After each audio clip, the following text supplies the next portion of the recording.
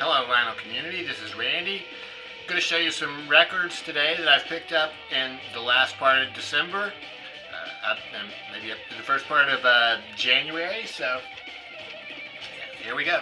What we're going to hear in the background while I'm showing you these records is this CD by the Lucien Dubuis Trio and Marc Ribot. This is a 2009 CD that was recorded in Brooklyn, but I think these are Swiss musicians.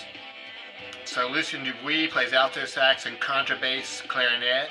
He's playing with Roman Noka, who plays bass and guitar, Lionel Friedli on drums, and then Marc Ribot plays guitar. So this was recommended to me actually by Vintage Audiophile. Brian was playing this a while back, so he sent me the information for where to get it. Sounds great. Yeah, it's just like jazz fusion. To me, it reminds me a lot of The Comet Is Coming. Has that sort of an urgent sound, very intense sounding for a lot of it. And of course, it's all over the map. It's got some really good guitar work, and some of it sounds kind of like a spaghetti western to me. So it's all really cool. It came with a DVD. Unfortunately, this DVD doesn't work in my player. I think it's for European format. So, but that one sounds really good. Been enjoying that. I got this Joe McPhee record, Nation Time. This is number 5 in a series of records I've gotten this, well, in the past maybe 6 or 8 months that were all recommended to me by Local Bandography. Dave at Local Bandography. First of all, I got Lonnie Liston Smith live. Then I got a couple of Azar Lawrence records. Then he recommended that Jamie Branch record. Those have all been great. Really much earlier in the year, he recommended this one. He reviewed this one. I didn't get it then. This is a re-release, though, from, I think, January of 2019. I'm not sure if he was showing the re-release, or he probably had the original. Joe McPhee started out as a trumpet player from Poughkeepsie, New York, and then evidently started playing saxophone just shortly before this record. So he plays both tenor sax and trumpet on this record, which was recorded live, most of it recorded live at Vassar College. Yeah, so free jazz. Evidently this song, Nation Time, was based on a poem by Amiri Baraka. And this features Mike Call on piano and electric piano, Tyrone Crabb on bass and electric bass, and evidently, according to these liner notes here, Tyrone Crabb picked up a trumpet and started playing it while they were jamming. And so it all sounds great. Yeah, free jazz, and yeah, a lot of blowing, a lot of skronking on here, but it all sounds really good. So side A and the last song on side 2 were recorded at that live event. Side B starts with a song called Shaky Jake, which they recorded the next day, I think at a studio. And that one has a sort of a different sound. It has much more of like a James Brown funky type feel. So really good. So yeah, Dave showed this one. I think Steve Carlman showed this record too. So yeah, it's been really good. Been enjoying that one. It comes with this insert.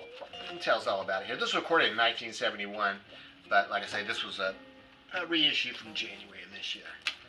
Fairly basic label. This was on Superior Viaduct Records. I got another jazz record here by the Nels Cline 4. This is Nels Cline over here. He is the guitarist for Wilco since about 2004, but I think he was a jazz guitarist well before that. He plays with another guitarist down here, Julian Lage. I'm a big Julian Lage fan, so that was a big reason I wanted to get this one. This record is jazz. It's modern jazz. I wouldn't call it jazz fusion. I would call it straight ahead jazz. Not a whole lot of improvisation. It seems to me like it's all pretty well written out. It sounds incredible. If I were going to be auditioning some new speakers, I would take this record with me to the stereo store to use as a test. Really clear sound on it. You can hear each instrument perfectly. Each one of these musicians they're all almost playing the leads themselves. I mean, the bass player and the drummer are, providing the rhythm, but it's not just a standard rhythm. They're all pretty much doing their own thing. So sounds really good. The third song on side B, Rivermouth, sounds a little bit like, to me, it sounds like the Doors, the end, that part where they have sort of, sounds like a sitar, that Eastern sounding, so a little bit psychedelic sounding. Really good. I've been liking that one. Let's see, I got this, this Lee Konitz record. This is a Blue Note 80 release of Lee Konitz, alto saxophonist, playing with Brad Mehldau, pianist, and Charlie Haden, the bass player. Charlie Haden, I think, of course, became famous in the late 60s, playing with Eric Dolphy. Is that who he played with? I'm not sure. Yeah, this is a good record. This was recorded in '95 in Los Angeles. There's quite a bit of information on it here, and evidently these three had never even played together. They sounds like they got on stage and played together for the first time there. Brad Mehldau, I've heard about a lot on Sirius XM jazz station, so I was glad to finally get some music by him. He is the pianist here. They do some songs on here that are, well, the first song is Alone Together. I thought I knew that song, but boy, I tell you, they started playing it. I just couldn't recognize it. But then I went back and found a couple versions on YouTube so I could hear Ella Fitzgerald singing it, and then also Julie London. I heard her singing a version so that I could get the melody down better. And then after I had a better grip on the melody, I could hear it much better here with Lee playing it. So once again, this is one of those things where all three of these people are just improvising. There's no like backing rhythm section or anything. They're all just doing their own thing. So it's really kind of out there. But like I say, after I was able to figure out that melody, it sounded much better. They also do Cherokee on here. What is this thing called Love? And Round Midnight. Fantastic version of Round Midnight. So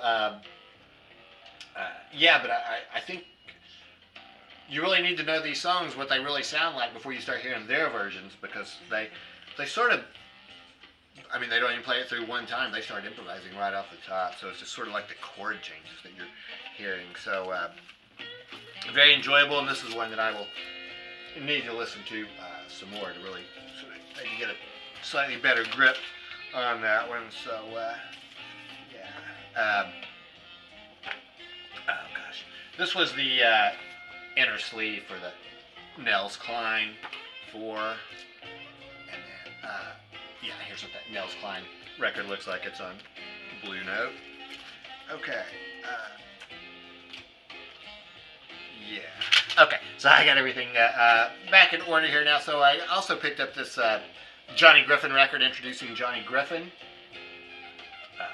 This was a 1956 Blue Note issue. This is one of the Blue Note 80 reissues. On this one, he's playing with Win Kelly on piano, Curly Russell on bass, and Max Roach on drums. This is my third Johnny Griffin record. I got that Johnny Griffin Lockjaw Davis record. Then I have his first Blue Note record, which is called Volume 1. On that one, he's playing with Hank Mobley and John Coltrane. And that one is a whole lot of saxophone on there. And you know, it's kind of difficult to keep up with who's playing what, even though I think after you listen to it some, you can tell them apart. But yeah, you'll have to listen. This one, to me, seems a little bit more melodic. He's not playing quite so fast. And it's really beautiful. He does some originals on here, but he also does some jazz standards, These Foolish Things, The Boy Next Door. It just sounds excellent. But really, I think the best one on here is his version of Lover Man, which was a song I think that was made famous by Charlie Parker. I think did a version of it, maybe Billie Holiday possibly. So his version on here, though, is just excellent. So Johnny Griffin, tenor saxophonist, 1956, Blue Note reissue. Enjoying that one. On this one, they are using the old style labels. This has the Lexington Avenue address on it.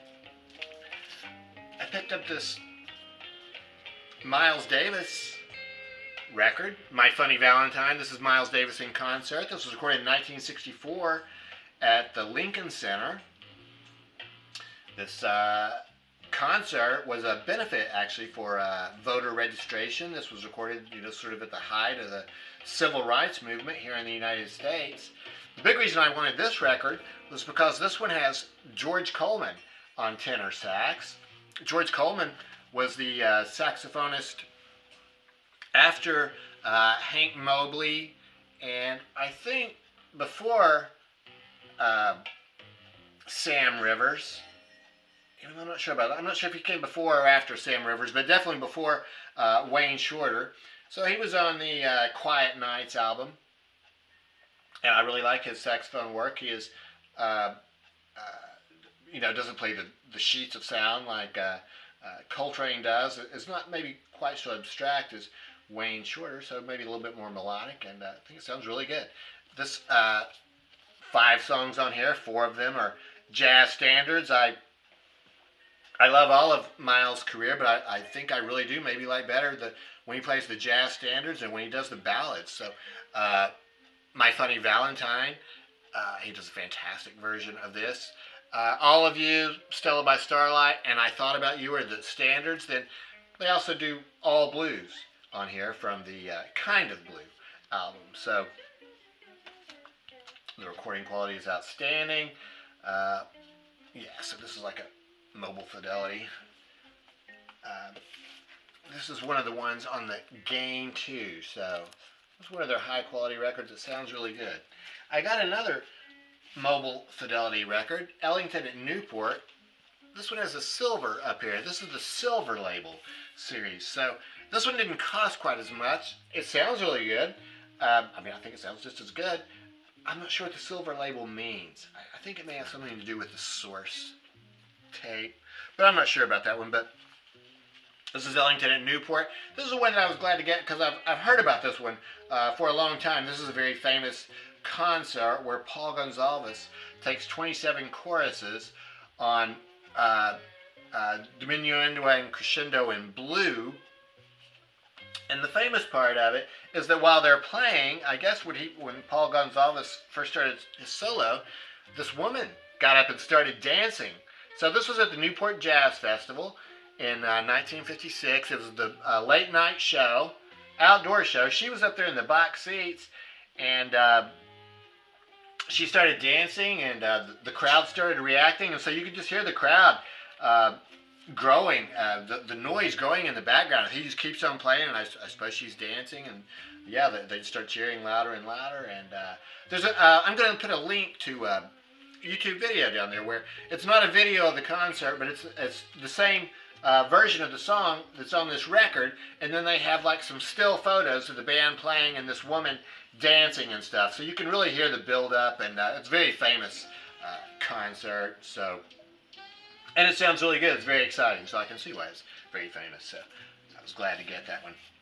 I was there at Grimey's, and I was just browsing around, so I figured I would take a look at the Pink Floyd section just to see if there was anything I didn't have, and they had this one, Pink Floyd Complete BBC Sessions. As you see, this is with Sid down here.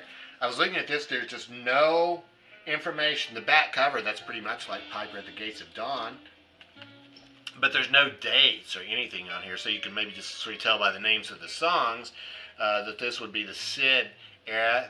By the time you get down to here, they're playing Embryo, so David Gilmour era, but they're still playing some older songs like Interstellar Overdrive down here. So anyway, I thought I wanted to get this one. My only concern was, did I already have all these? I have that early years box set, but I went ahead and got it, and it turned out I did have a little bit. There's like 4 songs here that are on that box set: Murderotic Woman, Mass Gadgets of Hercules, Let There Be More Light, and Julia Dream. But I really don't play the CDs from that box set too often, so I'm glad to get this. And like I said, the rest of them are all different, and there's some really early stuff on here. So, the Gnome, Scarecrow. So, really glad to hear those. No information on this at all, though. It came on this blue, it's a 2-record set. They're both blue, like this. the labels have a little bit of writing on them just to tell the names of the songs, but no dates regarding the BBC sessions. So, but like I say, it sounds really good, and I don't think there's too much duplication. They had another Pink Floyd record there, which came, it was packaged like this. It all came in this plastic thing, and so it was in there. It came with this magazine, Music Legends, and there's this record called Pink Floyd, The Space Rock Era. And what these are is radio and television broadcasts that they've taken and put on this record. So, once again, I was sort of concerned, do I already have all this? And as far as I can tell, I didn't have any of this at all. There might be some duplication here with Astronomy Domain and Power Toke H and Interstellar Overdrive from the UFO Club in 1967. And these are BBC recordings. But I'm not sure yet. I haven't compared closely enough. But these other ones definitely are not duplicates. So I was glad to get this one. And, once again, there's just not too much information about where they all came from. It came on this gold splattered vinyl. It shows that famous picture of Roger Waters getting ready to bang the gong there at Pompeii. But most of these recordings are from, I think, before then. I think these are all from before 1972. So, yeah, this sounds good. I was glad to get it. Still haven't really figured out if it's a bootleg. I don't think it's an official release. It's on Coda Records Limited. Sounds good. The magazine that came with it is actually really cool. The Pink Floyd article is from later in their career after they'd produced Animals and The Wall. But there's the interviews with other bands. There's a really cool interview here with Keith Moon. And, just some other bands back in here. There's some Rolling Stones interview here. Deep Purple interviews in here. Sex Pistols. So, cool magazine, cool package. You get the record, the record and the magazine all together. I've been enjoying that one. The last thing I've got to show you today is another Grateful Dead record. This one was just issued. This is Dick's Picks number 24. So I will just briefly explain about the Dick's Picks series. That started in, I think, about 1993 when Dick Latvala, the Grateful Dead archivist, suggested they released some of their live 2-track recordings that they made just for reference, because he said that a lot of people would want to hear it. And so it really took him a while to get one past him, to get that first one released. And while Jerry Garcia was alive, they didn't necessarily release all that many. There might have been 6 or 7 released while he was alive. Started releasing more after Jerry died, and it became pretty much of a series. And so this is number 24. Dick Latvala died in about 1999 or 2000, and David Lemieux took over as the Grateful Dead tape archivist. But they kept the name Dick's Picks up through volume 36. I think that was around 2008 or so. I'm not really sure of the years. After that, they started a series called Road Trips, which they continued for 3 or 4 years, and that consisted of releasing 4 CDs a year. All these are released only on CD, not on vinyl when they came out. They did Road Trips for 3 or 4 years, and then they went back to the Dick's Picks format, but they changed it to Dave's Picks. So for the past 8 years or so, it's been Dave's Picks. So they're up to volume 32 now. Then at some point along the line, people started going back, other companies started getting the rights and going back and making those CDs on vinyl. So this is on Get Back Records.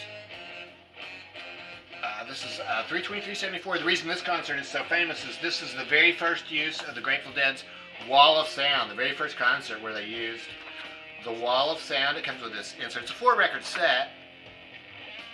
This 4-page insert here. Here you can see the Wall of Sound, and you can see how big it is just by looking at the piano and the drums down there below it. Here it is with the people standing there in front of it.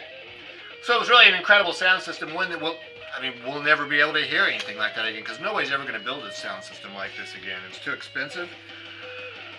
Wish I could have been there, because even with the recording, I just don't think the recording can really capture what it must have sounded like live. which would have been crystal clear sound at really good volume with no distortion. The thing I really like about this album is sides 5 and 6. Starts out with playing in the band, they transition into Uncle John's band.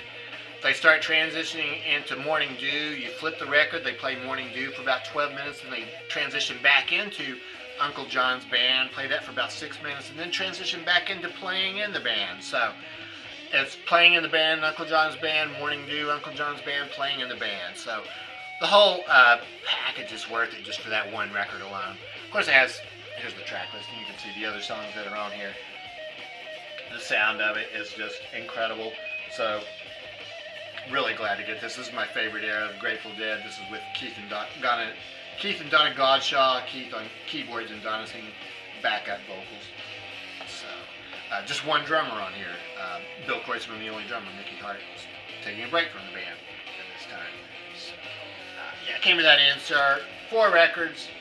They're all different colors, but basically like this, just a solid color with the writing on it. One of them's yellow with that white writing. You almost can't read it at all. But it all sounds really great. So that's it. Those are the records I've gotten. Yeah, the last part of December, first part of January. So I'd be interested to know what you think about those. Have you heard any of them? Are you interested in hearing any of them? So, yeah, I hope everybody's having a Happy New Year so far. And thanks very much for watching.